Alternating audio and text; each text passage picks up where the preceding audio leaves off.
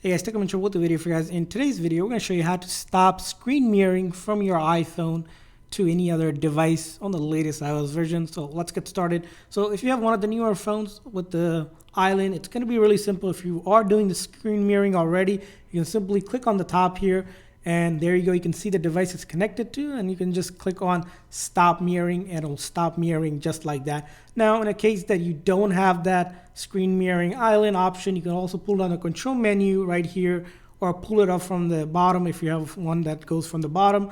And you see here, this is where screen mirroring is connected to.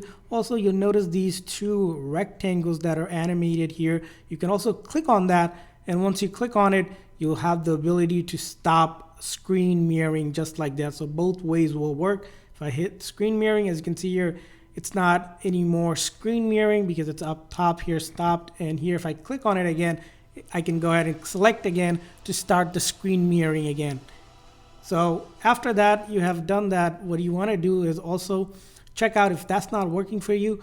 You can also go into your general here, and where it says AirPlay and handoff, you can click on that. And once you click on that, you'll see there's an option where it says AirPlay automatic. Now, if you find that you can't turn it off the other way, just select never for now, and that should stop it as well. And then once you stopped it, and then later on you want to choose ask or automatic, so in the future you can also do AirPlay. So that's how you stop the screen mirroring on your iPhone on the latest iOS version. I hope this video was helpful. If so, please make sure to like and subscribe button.